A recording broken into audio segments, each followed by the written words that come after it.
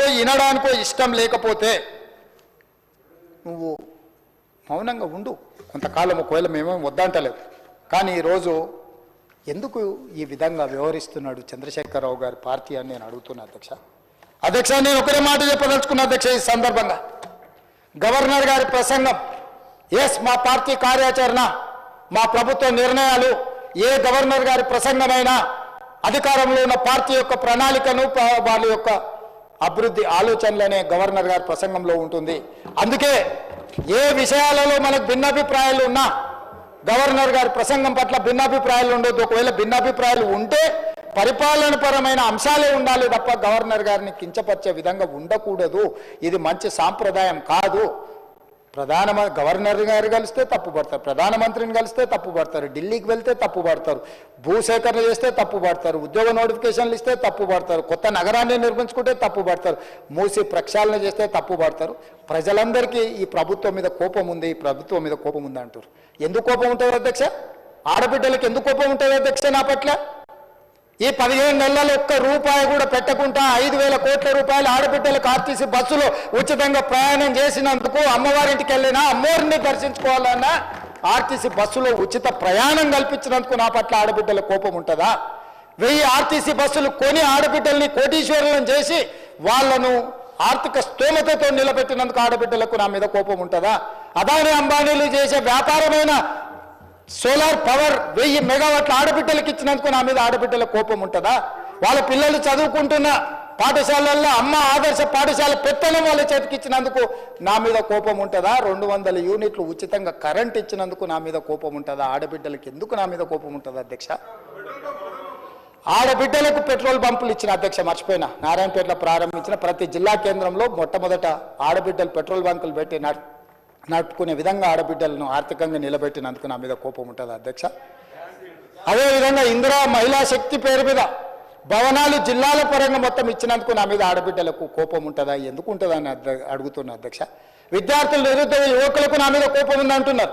ఎందుకుంటుంది అధ్యక్ష? మొదటి సంవత్సరంలోనే 57,924 ప్రభుత్వ ఉద్యోగాలు ఇచ్చినందుకు నా మీద యువకుల కోపం ఉంటుందా? గ్రూప్ 1 పరీక్షలు 15 ఏళ్లలో నిర్వహించకపోతే నిర్వహించిన నా మీద 563 గ్రూప్ 1 అధికారుల పోస్టులు ఇచ్చినందుకు నా మీద ఉంటుందా? గ్రూప్ 2 పోస్టులు ఈరోజు ఇస్తున్నందుకు నా మీద కోపం ఉంటుందా? గ్రూప్ 3 పోస్టులు ఇచ్చినందుకు నా మీద కోపం ఉంటుందా? డిఎస్సి ఉద్యోగాలు ఇచ్చినందుకు నా మీద కోపం ఉంటుందా? పోలీస్ స్కూల్ నిర్మించినందుకు నా మీద కోపం ఉంటుందా? Young India integrated residential schools పెట్టినందుకు దళితుల, గిరిజనులకు, ఆదివాసులకు నా మీద కోపం ఉంటుందా? యంగ్ ఇండియా స్పోర్ట్స్ యూనివర్సిటీని పెట్టినందుకు నా మీద కోపం ఉంటుందా?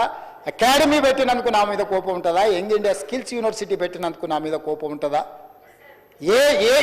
ఇన్ని ఈ యువకుల కోసం మెస్ ఛార్జీలు 40% పెంచినందుకు ఆ పిల్లలకు నా మీద కోపం ఉంటుందా? 200% ఆడబిడ్డల కాస్మెటిక్ ఛార్జెస్ పెంచినందుకు నా ఆడబిడ్డలకు, నా చెల్లెళ్లకు నా మీద కోపం ఉంటుందా? ఎందుకు ఉంటుందని నేను అడుగుతున్నా అధ్యక్ష.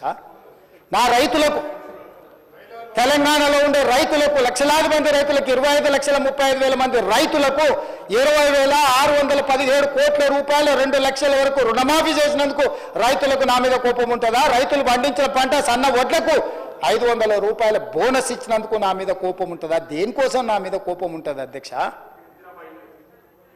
ఇందిరమ్మ ఇండ్లు 4.5 లక్షల ఇండ్లు పేదల కాన్స్టిట్యున్సీకి 3,000 ఇచ్చి 25,000 కోట్ల రూపాయలు ఖర్చు పెడుతున్నందుకు పేదలకు నా మీద కోపం ఉంటుందా అధ్యక్ష? యూనివర్సిటీలు 14 యూనివర్సిటీలకు ఎస్సీ, ఎస్టీ, బీసీ, మైనారిటీ అందరినీ వైస్ ఛాన్సలర్గా నియమించినందుకు నా మీద కోపం ఉంటుందా? విద్యా కమిషన్ వేసినందుకు నా మీద కోపం ఉంటుందా? వ్యవసాయ కమిషన్ వేసినందుకు నా మీద కోపం ఉంటుందా? రేషన్ కార్డ్స్ ఎన్నో ఏళ్ళ నుంచి రేషన్ కార్డులు లేకపోతే కొత్త రేషన్ కార్డులు ఇచ్చినందుకు నా మీద కోపం ఉంటుందా? సిలిండర్లు 500కి ఇచ్చినందుకు కోపం ఉంటుందా? ఎందుకు కోపం ఉంటుందని నేను అడుగుతున్నా అధ్యక్ష. చెప్పండి. నా మీద కోపం మీకుంటుంది. మీ కుర్చీ గుంజుకున్నాను కోపం ఉంటే, మీకు అధికారం కోల్పోయిన దుఃఖంలో మీకు కోపం ఉండొచ్చు. నిన్న మన సోషల్ మీడియాలో భూభారతి, మీరు ధరణి పేరు మీద వేల లక్షల ఎకరాలు కొల్లగొట్టినందుకు, ప్రక్షాళన చేసి భూభారతి తెచ్చినందుకు, పేదల భూములు పేదలకు ఇవ్వాలన్నందుకు నా మీద కోపం ఉంటుంది. దేనికి నా మీద కోపం ఉంటుంది అధ్యక్ష?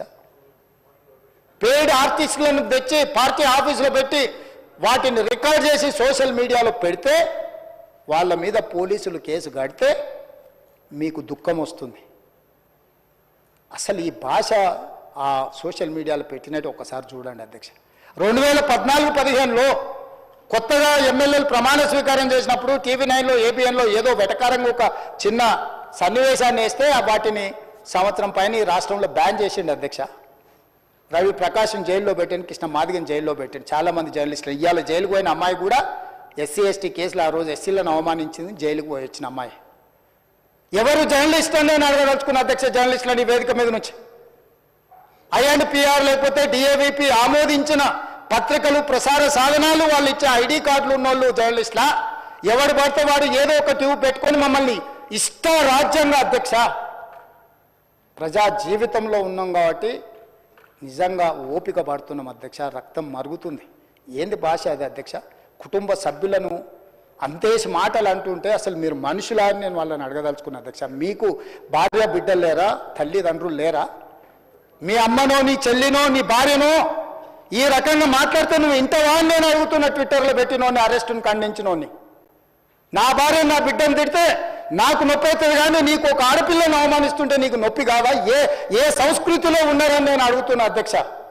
తోడుకలు తీస్తే అధ్యక్ష, ముఖ్యమంత్రిగా చెప్తున్న ఒక్కనొక్కని బట్టలు పదేసి రోడ్డు మీద తిప్పిస్తా అధ్యక్ష. రాజకీయాల ప్రజా జీవితంలో ఉన్నది మేము. విమర్శించండి, విశ్లేషించండి, మా గురించి మాట్లాడండి. ఆడబిడ్డల గురించి, ఇంట్లో ఉన్న ఆడోళ్ళ గురించి మాట్లాడే సంస్కృతి ఎక్కడి నుంచి వచ్చింది అధ్యక్ష? తెలంగాణ సమాజం ఇదేనా?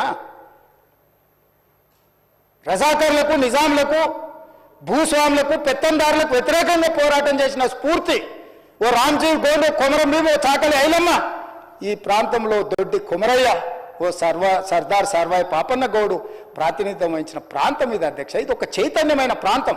ఈ చైతన్యమైన ప్రాంతంలో ఎదిరించి నిలబడ్డాడు మునగాడు. ఆధిపత్యాలకు వ్యతిరేకంగా నిలబడి కొట్లాడిన గడ్డ ఇది. ఈ సంస్కృతిని మొత్తం సర్వనాశనం చేసి ఒక విష సంస్కృతిని నోటికొచ్చింది మాట్లాడి వాటిని పోస్టు చేయించి ఏం పైశాచిక ఆనందం అని నేను అడుగుతున్నా అధ్యక్ష. వాళ్ళు తిట్టిన తిట్లకు నా పేరు తీసి మీ పేరు రాసుకోండి. ఆడ మీకు అన్నం తినబుద్ధి అవుతుందో నేను చూస్తా. తెలంగాణ రాష్ట్ర ముఖ్యమంత్రి అయితే బలహీనం అయిపోయినట్ట అధ్యక్ష? అట్లా అనుకుంటుర్రా? ఓపిక పట్టిన అధ్యక్ష, నేను మర్యాదకుంటున్నా. మీకు ఎంతమంది ఉన్నారో తెలియదు, నాకు చికాకు వచ్చిందని తెలిస్తే లక్షలాది మంది పిల్లలు రోడ్డు మీదకి వచ్చి బట్టలిప్ప తీసుకొడతారు అధ్యక్ష ఒక్కడినొక్కడిని. నేను వద్దంటున్నా కాబట్టి, చట్టాన్ని గౌరవిస్తా కాబట్టి, చట్టాల పట్ల, శాసనాల పట్ల, ఈ భారత రాజ్యాంగం పట్ల మాకు సంపూర్ణమైన విశ్వాసం, నమ్మకం ఉంది కాబట్టి ఏమనుకుంటూ ఊరుకుంటున్నాం అధ్యక్ష. అది మా చేతకాని తనం కాదు. చంద్రశేఖరరావు గారు నీ పిల్లలకు చెప్పు, ఇది మంచిది కాదు, నువ్వు అనుకుంటున్నావేమో ఇట్లా ఏదో చేస్తే మానసికంగా కుంగదీసి దెబ్బతీసి రాజకీయంగా ప్రయోజనం పొందుదామని నువ్వేమైనా కలలుగా అంటే నువ్వు అనుకుంటున్నావేమో. అట్లా కుదరదు చంద్రశేఖరరావు. నేను చెప్పదలుచుకున్నా, హద్దు దాటితే, మాట జారితే దాని ఫలితం ఎట్లుంటుందో అనుభవిస్తారని నేను చెప్పదలుచుకున్నా అధ్యక్ష. పదవి ఎంతకాలం ఉంటుందని కాదు, ఎట్లా ఉన్నామనేదాన్ని నేను లెక్కగడతా అధ్యక్ష. ఆత్మగౌరవం చంపుకొని పదవి కోసం లాలూచిపడి దిగజారే రాజకీయాలు నేను చేయను అధ్యక్ష. ఉన్నంత కాలమే ఉంటా, నిటారుగుంటా, నికార్సుగుంటా. ఏది పడితే అది మాట్లాడితే ఇక నుంచి ఊరుకొని నేను చెప్పదలుచుకున్నా. మీరు అనుకుంటున్నాం ఏది పడితే అది బాగా మాట్లాడితే చెల్లిపోద్ది, లేకపోతే కోర్టుకు పోతే బెయిల్ వస్తుంది, లేకపోతే ఈడిపోతే అది వస్తుంది, ఆడిపోతే ఇది వస్తుంది, మానసికంగా మమ్మల్ని దెబ్బతీసి ప్రయోజనం పొందాలని. అవసరమైతే చట్టాన్ని సవరించే పని అని చేస్తాం. ఏం భాష అధ్యక్ష? ఒకసారి మీరు చూడండి అధ్యక్ష. ఆడపిల్లలు ఆ రకమైన భాషను వాడి ఆడపిల్లలే వాళ్ళ ప్లాట్ఫామ్లలో పోస్టింగ్ చేస్తే ఇది మంచిదా అధ్యక్ష? ఏం సాంప్రదాయం? తెలంగాణలో ఇట్లాంటి సాంప్రదాయం ఎప్పుడైనా ఉందా అధ్యక్ష? తెలంగాణ ఉద్యమం సందర్భంలో కూడా అంత పెద్ద ఎత్తున భావోద్వేగాలు ఉన్నప్పుడు కూడా ఇలాంటి భాషా ప్రయోగం జరగలేదు అధ్యక్ష. ఇదెక్కడి వింత పోకడలు, పైశాచిక ఆనందం అధ్యక్ష?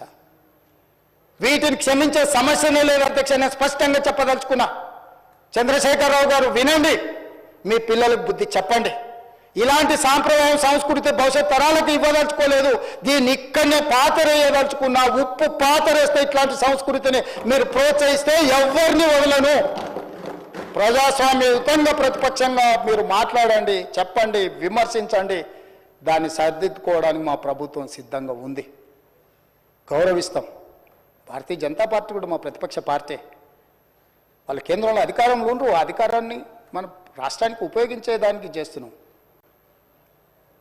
అందుకే అధ్యక్ష, తమరు కూడా అక్కడి నుంచి ఆదేశాలు ఇవ్వండి. దీని మీద చర్చ జరగాలి. మీడియా మిత్రులకు కూడా నేను అడుగుతున్నా, మీ సంఘాలు ఏవైతున్నాయో సంఘాల నాయకులను కూడా అడుగుతున్నా, ఎవరో జర్నలిస్టులు లిస్ట్ ఇవ్వండి. జర్నలిస్ట్ అనే పదానికి డెఫినేషన్ ఏందో ఇవ్వండి, ఆ లిస్ట్ ఇవ్వండి. ఆ లిస్టులో ఉన్నోళ్ళు ఇట్లా తప్పు చేస్తే ఏం శిక్షిస్తారో మీరు నిర్ణయించండి. ఆ లిస్టులో లేనోడు జర్నలిస్ట్ కాడు. జర్నలిస్టు కానోడిని క్రిమినల్ కిందనే చూస్తాము. ఆ క్రిమినల్స్ని ఎట్లా జవాబు చెప్పాలనో గట్లనే చెప్తాం. ముసుగేసుకొని వస్తే ముసుగు ఊడవికి బట్టలు గుడ్డలు ఊడదీసి కొడతా అని చెప్తున్నా. నేను తమాషా చేయొద్దు. నేను కూడా మనిషిని, నాకు చీమునెత్తురుంది. అన్నిటికీ బరాయించుకుంటే తప్పులని అన్నిటిని మోసుకుంటే ఏదో కుర్చీలు ఉన్నా కాబట్టి ఊరుకుంటా అని ఏమన్నా ఏషాలు వేయదలుచుకోరాం. అన్ని చట్టపరంగానే చేస్తా. చట్టాన్ని పరిధి నేను దాటను. ప్రతిదానికి ఒక శిక్ష, ఒక విధానం ఉంది. ఏది కూడా పరిధి దాటను. ఎందుకంటే నేను ముఖ్యమంత్రిని. చట్ట పరిధిలోనే అన్ని శిక్షలు ఉంటాయి. జర్నలిస్టులకు కూడా నా సూచన, ఎవరు జర్నలిస్ట్ వాళ్ళ గుర్తింపు కార్డు ఏందో మీరు నిర్ణయించండి. అది ఏదో ఏ లైన్ మీరు చెప్తారో చెప్పండి, వాళ్ళని మినహాయిస్తాము. మిగతా వాళ్ళు మాట్లాడేదాన్ని విశ్లేషిస్తాము. వాళ్ళందరి గురించి చర్చ చేద్దాం. అవసరం అనుకుంటే తమరు అనుమతిస్తే నాకు ఒక రోజు దాని మీద చర్చ పెట్టాలని ఉంది సభలో. అధ్యక్ష, సభా నాయకుడిగా నా రిక్వెస్ట్ మీకు ఒకటే, ఈ విశృంఖలత్వాన్ని ఆపాలి. ఎక్కడో ఒక దగ్గర దీనికి పరిష్కారం చూపించాలి అధ్యక్ష. పరిష్కారం చూపించకపోతే భవిష్యత్తులో ఈ తెలంగాణ సమాజానికి ఇది ఒక చీడపురుగులాగా ఈ వ్యవస్థను దెబ్బతీసే పరిస్థితి వస్తుంది. దానికోసం చట్టసభలు, కరెక్ట్ శ్రీధర్ బాబు గారు చెప్పినట్టు, దీనికి చట్టసభలే ఉన్నదే చట్టాలు చేయడానికి. దానికి చట్టం చేద్దాం. ఒకసారి తమరి నేతృత్వంలో ఆదేశిస్తే లెజిస్లేటివ్ అఫైర్స్ మినిస్టర్ గారు జర్నలిస్టు సంఘాలను కూడా పిలిచి, అదేవిధంగా ఐఎన్పిఆర్ మినిస్టర్ గారు కూడా నా సూచన, మీరు పిలిచి కూర్చోబెట్టి మాట్లాడండి. ఇది చర్చ చేయండి. దీన్ని వదిలేసి ఊరుకుంటే ఎవరినో ఒకరిని అన్నారని కాదు, ఇది ఎవరినన్నా మనల్ని అందరిని అన్నట్లని. నా ఒక్కడి ఆవేదన కాదు, ఇది అందరి ఆవేదన వినే నేను ఈరోజు చెప్పదలుచుకుంటున్నాను. నన్ను ఒక్కరిని ఏదో అన్నారు ఇదని కాదు. ఇది మాత్రం మాత్రం మంచిది కాదు. మీరు చర్చ పెట్టండి. దీని మీద చర్చ జరగాలి. ఒక మంచి సాంప్రదాయానికి తెలంగాణ వేదిక అవ్వాలి. అందరినీ సహకరించమని సభలో ఉన్న సభ్యులందరం కూడా చర్చించుకుందాం. స్వీయ నియంత్రణతో పాటు రాజ్యాంగపరమైన నియంత్రణ కూడా అవసరమే. ఎవరైనా పరిధి దాటినప్పుడు ఏ రకంగా శిక్షించాలనో దానికి అవసరమైన చట్టాన్ని చేయడానికి కూడా తమరిని అనుమతి ఇవ్వాల్సిందిగా కోరుకుంటూ తమరి దగ్గర సెలవు తీసుకుంటున్నా అధ్యక్ష.